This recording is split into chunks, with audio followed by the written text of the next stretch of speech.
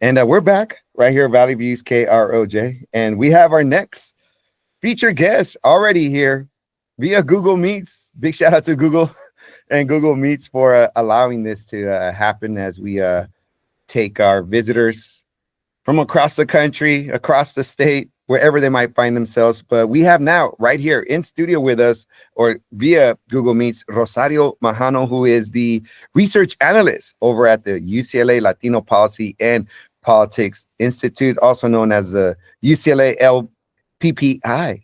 Rosario, first and foremost, how are you this morning? I'm great. Thank you so much for having me. How are you? We're doing well. We're doing well, especially now that you're here. So we could really dive a little deep into, some of the latest research that has been done over at UCLA's Latino Policy and Politics Institute, of course. But before we get started, how is right here, right now, Rosario, your mind, body, and spirit? I'm well. I'm a little nervous. Honestly, this is my first interview, but I'm really excited that it's with you all. I feel really comfortable. So I'm feeling good. Thank you so much. Oh, yes. And, it's all good. Like, you already have a connection too with DLC when you were doing some policy work in Sacramento. I'm a UCLA alum. I'm a Bruin. So we're going to be all good right here, Tell us, first of all, before we actually get into, of course, this important research that came out back in November 20th. But before we get into that, just tell us, what is a research analyst? That's a great question. So research can take a lot of different forms. The type of research that I do means that I collect data. So for example, we develop surveys to look at or ask original research questions. For example, when it comes to our small business portfolio, we're really interested in understanding Latino entrepreneurs and how they're navigating things like the COVID-19 pandemic and how they're navigating climate change. And so that data doesn't really exist. And so we try to come up with surveys to kind of fill in those gaps. Research can also mean looking and analyzing data that already exists, for example, through the census. And so my job is to both collect and analyze data to try to better understand the stories and the experiences of Latinos, specifically to try to have an impact on policy. Yeah, absolutely. And thank you for that, for explaining that too, because it's such an important piece of it's one thing just to get data, right? But it's another thing to actually versus, you're curating the data, trying to get that and or like you said, the Census Bureau, for example, or other data points, but to analyze it, it's a whole different story, and making it make sense to the public or for those that might need or be able to use this information for whether it's policy changes and or other, societal changes that are so important. So thank you for doing this good work too, Thank you. And thank you for making space for us to share our work. Absolutely. And so, I want to get dive into this. Again, part of this particular research and the brief that was provided to us, comes from the part of it from the Economic Recovery and Entrepreneurship Project at UCLA's LPPI. And what I really want you to just first and foremost just talk about this this new information that was analyzed related to here in California during COVID-19 and thereafter on the impact of entrepreneurs, particularly Latina entrepreneurs and small businesses, and some of the findings that you guys were able to discover through the analysis. Absolutely. So for starters, we know that in California, there's about 3.8 million small businesses that have less than 10 employees. And so these are known as microbusinesses, and Latinos across the state own about 1 in every 4.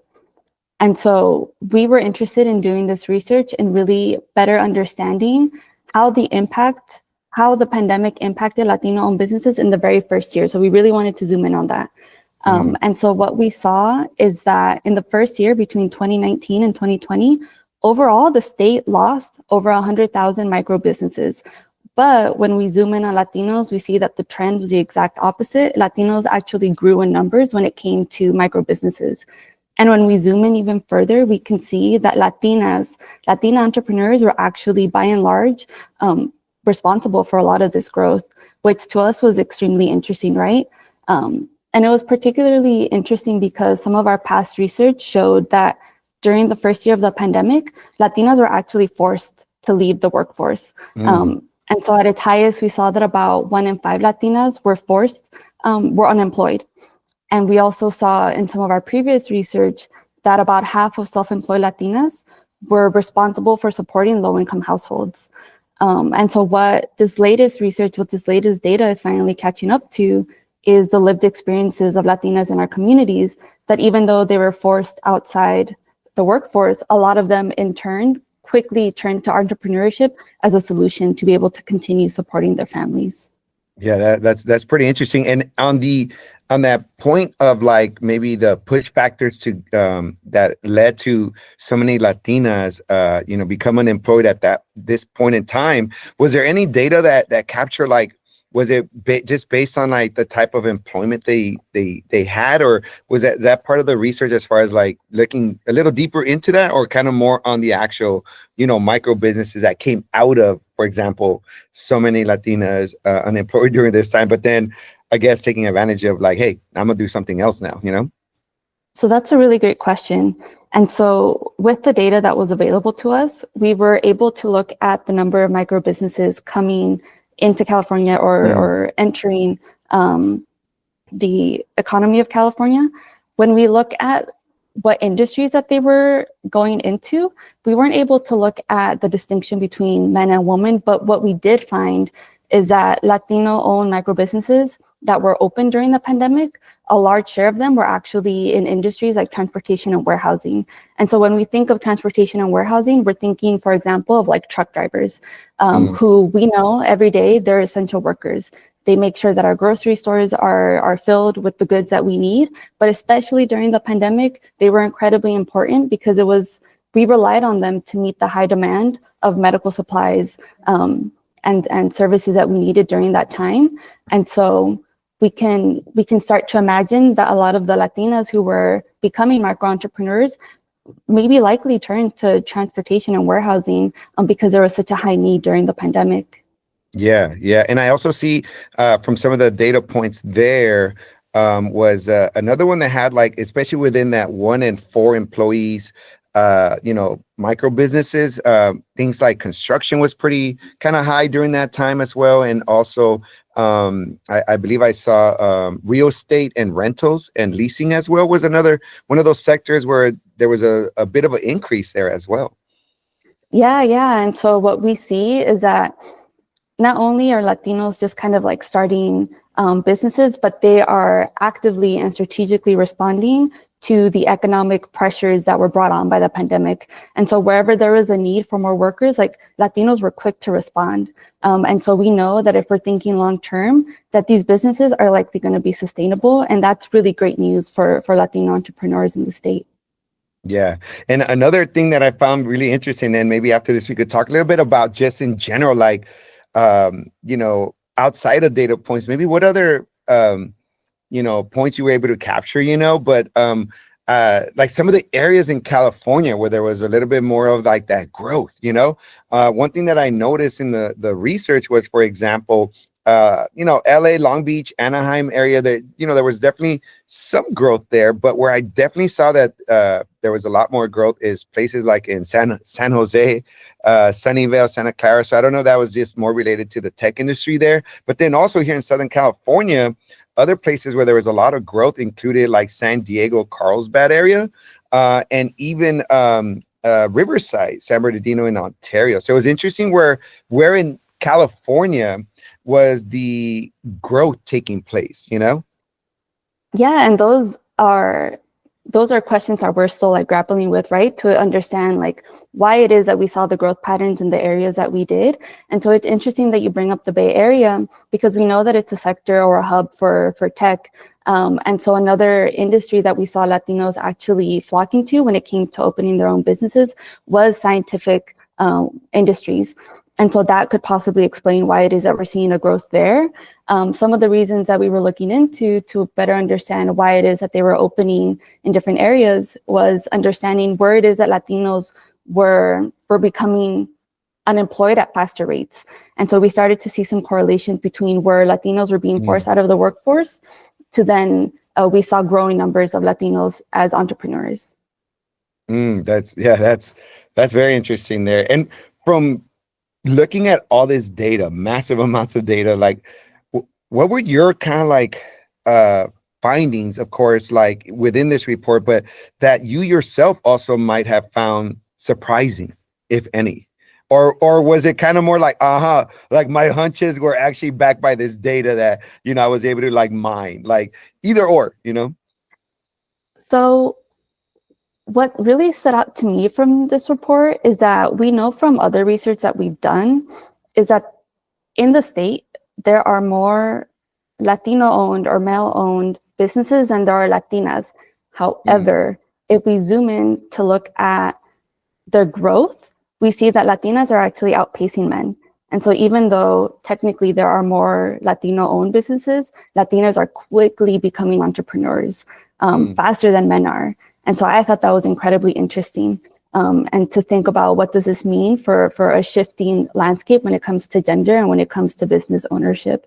That was particularly interesting. I think seeing the increase in numbers when it comes to transportation and warehousing, that made a lot of sense to me. Also, like my dad is a truck driver. And so to see those numbers, like I know I'm looking at my dad, like reflected in the data in front of me.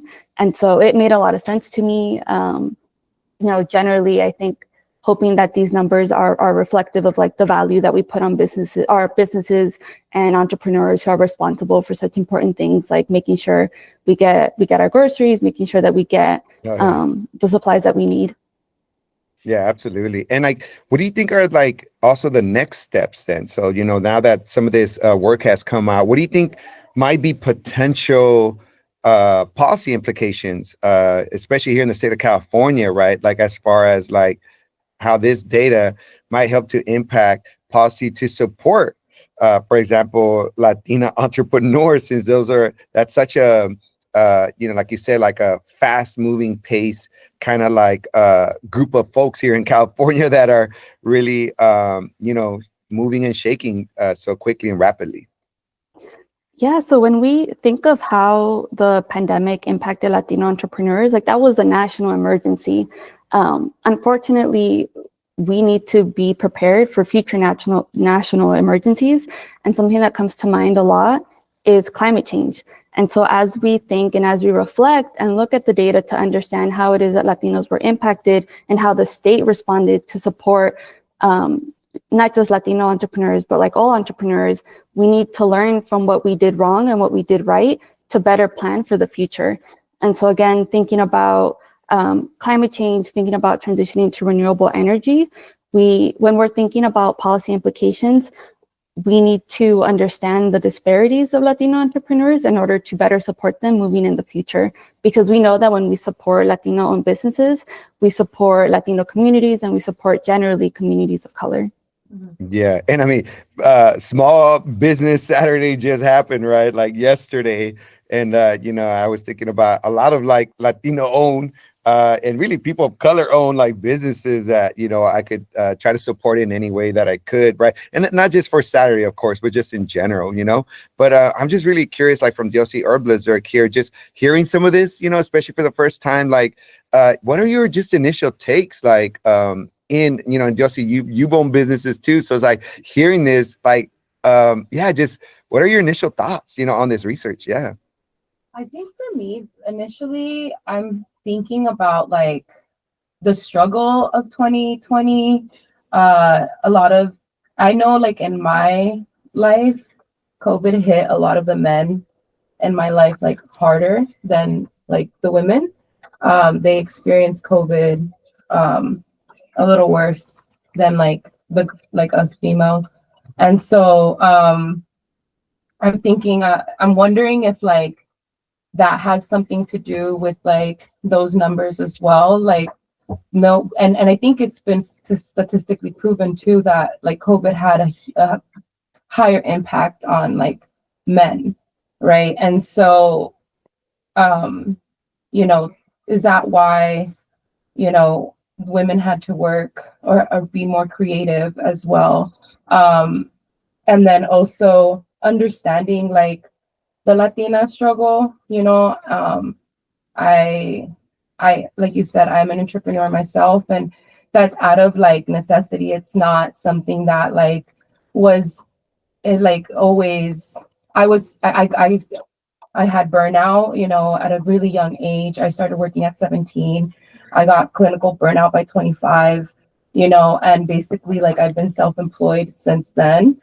Um, and I have neurodivergent children, and so I need to have a schedule that can, accommodate my family.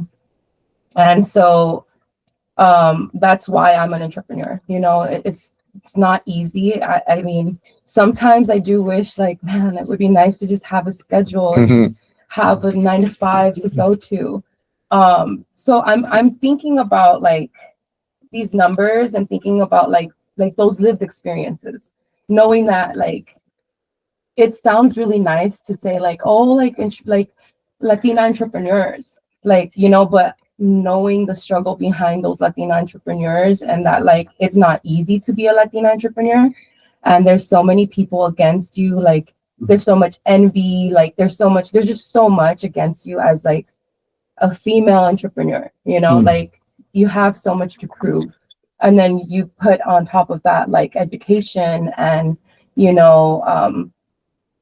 like yeah, it's just so many thoughts that like I have just like hearing what you said. But it's so relatable though, to like what so like my thoughts are not really like with I think my thoughts are more like I want to know more about like the individual, like the businesses and like the struggles that they went through. And like it's really interesting because just to know that like they're more sustainable than male-owned businesses. I feel like it's like passion. It has to do with passion. It has to do with like we're like doing it for our families. Like of course men are too, but I think when it comes to business, my experience with men is ego, and like they do things for ego and to be the best. And as a Latina, as a woman, I'm the reason why I'm doing my best is because I'm like I care so much about my children and my family, and like it has nothing to do with like I want to be the best at my job. It's a more of like I want to be successful for my family. And so I also wonder like if that has anything to do with like the success rate, passion versus like I mean ego could be passion too, but that's a lot. That's a lot, that's a lot. So much to unpack. And is it and with that actually, Rosario, in the methodology of your research, do you guys capture any anecdotal evidence as well? Thank you so much for asking that question. So actually, as part of the Economic Recovery and Entrepreneurship Project, one of our very first studies was collecting original phone survey data from small businesses, but also interviewing a few in California. And so part of that project is, again, really wanting to understand how it is that Latinos were navigating the first wave of the pandemic, but also how they were thinking forward about navigating future like potential disasters like climate change. We took the time to interview a few people in California to, again, really understand like that lived experience. What was that like day to day navigating the pandemic? What was it like trying to get PPP loans?